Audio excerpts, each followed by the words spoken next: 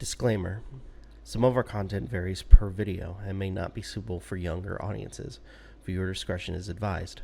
Also, in some content, we are critical of the video games, books, music, videos, and other creators on the platform. While we are a group-owned channel, our opinions expressed are solely on our own and may not always reflect the opinions of those associated with this channel. We at Novakast do not condone any and all harassment, i.g. cyberbullying, doxing, swatting, towards any of the people that we may be critical towards.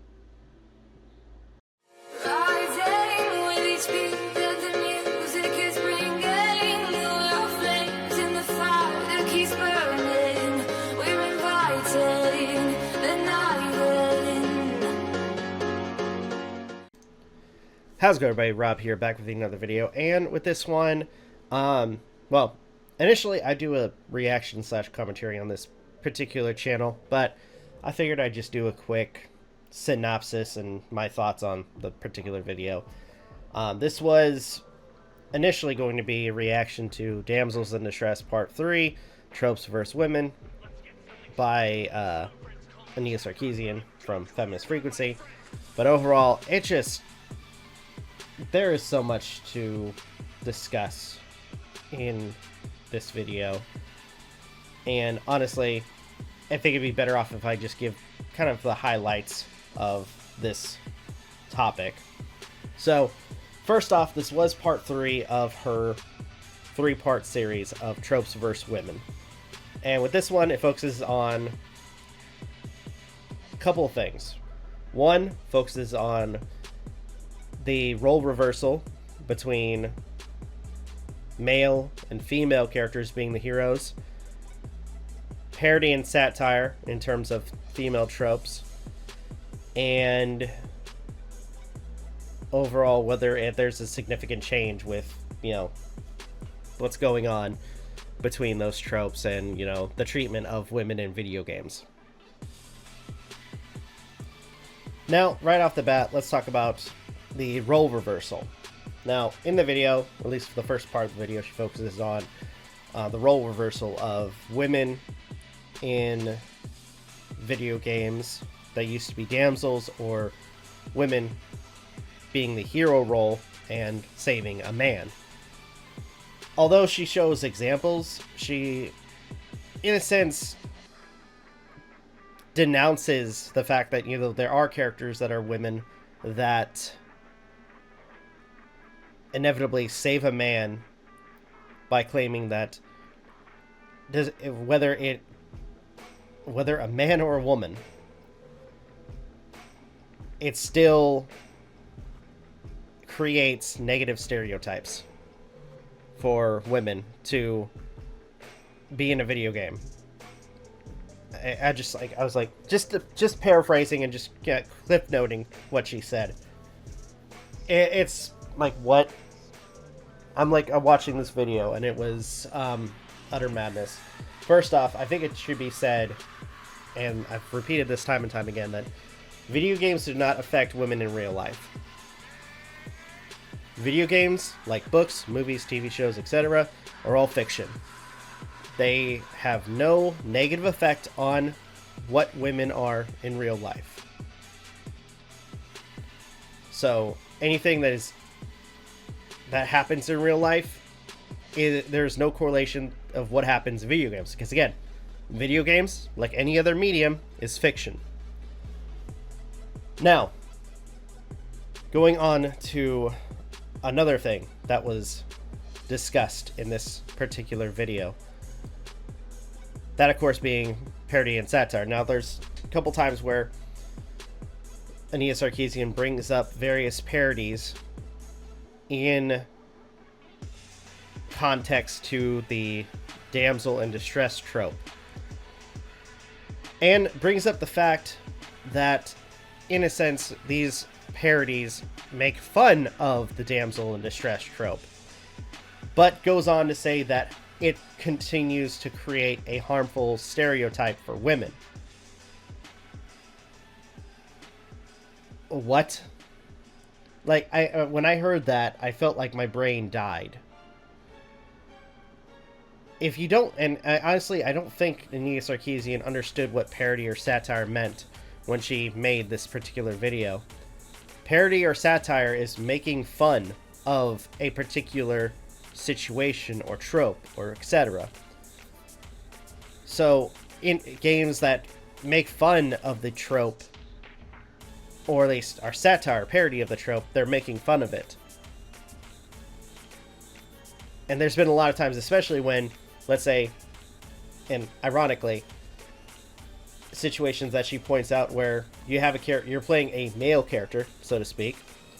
You finish the game, and then all of a sudden, you know, you don't get the reward, as she would put it. Which, again, doesn't that kind of break the norm in terms of video games? Like, isn't that something that some people would want? At this point, like, looking at, and this is going to be a short video, because honestly, 23 minutes of just, you know, claiming that video games are sexist is ridiculous to the nth degree. And looking at some of the arguments, even when you have characters that are female, that are doing a good job, and by the way, she doesn't even actually acknowledge, besides a few, I want to say, there's only a few, there are other ones that she doesn't even acknowledge. Like, for instance, Drakon. She shows a screenshot of the cover art for a game called Drakon, which back in the day was a game where you play as a female dragon rider to go on adventures, complete quests, and so on and so on. She doesn't even talk about that one at all, whatsoever. And as far as I know, or at least as far as I can remember, you didn't have to find or rescue some damsel man. Granted, for Drakon 2, there is a point where you have to try to save women from an evil sorcerer, but that's a woman saving women. But overall, the main quest overall is literally trying to find the dragon mother in the second game. But either way, in terms of other games, she only mentions a few, not even acknowledging some of the other ones that actually have somewhat decent women stereotypes for games. And again, games where women are, you know, the hero. They don't have a man to hold their hand or anything like that. But overall, it does seem like, for the narrative, she tries to claim that there were few. Now, another thing I want to point out too is, like, as time has progressed over the years since this video has been published, so to speak, there has been a change in the norm in terms of games. And honestly, I'm gonna say this: I'm not giving her credit or any of the other people who've tried to bully gaming companies to this new change. But I will say this: I will blame them for trying to actually, as I just said, bullying gaming companies to basically not conforming to how they want games to be made. And I will say right now, it does seem like, especially in Western society, there is a situation where a lot of gaming companies, they have to follow this checklist in order to publish a game. And ironically, that checklist doesn't work. I think a lot of people will agree with me that many games, or at least people who create games, should just create a game. Create something that they enjoy. That's why games like Kingdom Come Deliverance did so well. It was because it was based on historical. It was almost like a historical fiction, so to speak, but people enjoyed it. People enjoy Cyberpunk, or games like Cyberpunk or The Witcher, because of story.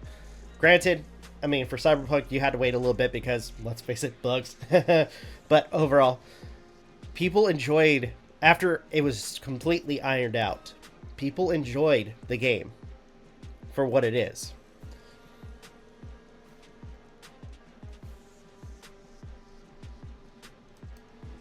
In fact, to kind of tack on a situation that happened in recent years, we had games like Stellar Blade, Black Myth Wukong, that weren't made by Western companies, that broke the current norm of how a game should be made, created games that, honestly, their main focus was fun and entertainment, challenge, and so on.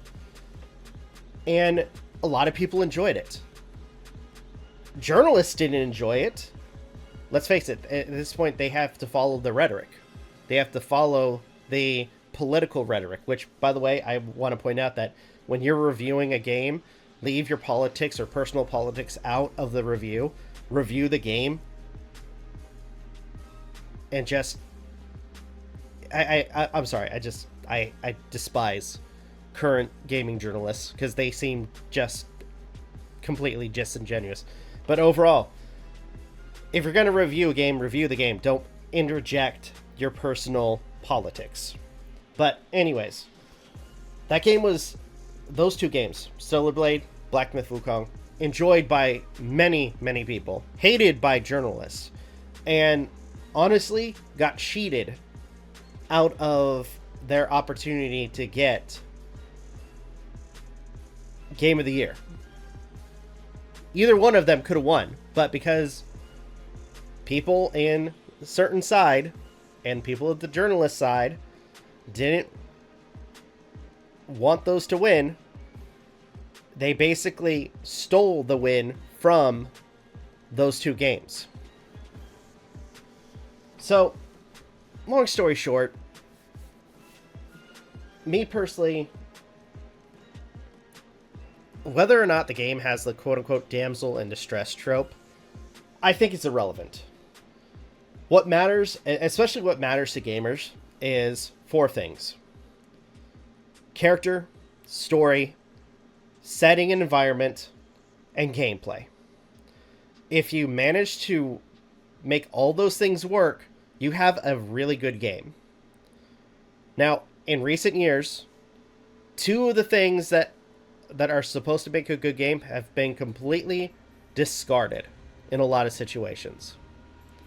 That, of course, being, you guys can probably guess, character and story. We've had writers in the most recent years go out of their way to literally, like, let's say, for instance, they create a masterpiece of a game, and upon making a sequel, just completely and utterly destroy characters that they had already set up. Create characters that aren't even likable, and honestly, when these characters perish, nobody cares. Neil Druckmann, sorry. I'm sorry, cough. But overall, you get my point. There are so many times that in recent years where gaming companies, they fail to create good characters and story. If I remember correctly, there was a situation with Forspoken where a lot of people didn't like the character Frey because a lot of people thought that she was an asshole. I mean, despite her, granted, not wanting to be in a sort of fantasy environment, anytime somebody helps her or interacts with her, she acts like a total dick to each of these characters, which a lot of times is very, very unnecessary.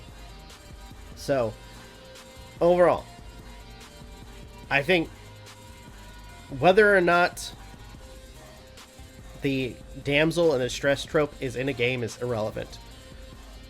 The main focus is the character going through the quest. You playing as the character. You being in the shoes of the character. And in some respect, becoming emotionally attached to the character that you are playing as. For a lot of those games. So, overall, final thoughts. Damsel in distress, honestly, is not really a big deal. It is a story trope. That's what a trope is. Something that helps build the plot of the story itself. And as I said before, four things that are needed for a good game: good characters, good writing, good setting and environment, and good gameplay. Those are the four things you need to create a game. Get those four things right, and people will enjoy it. Maybe not the journalists, because let's face it, they're not going to care about anything or be honest about the games that they review.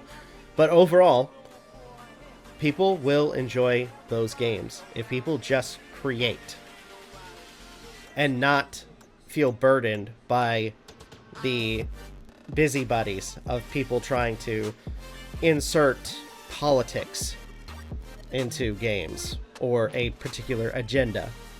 Just create. That's all that matters.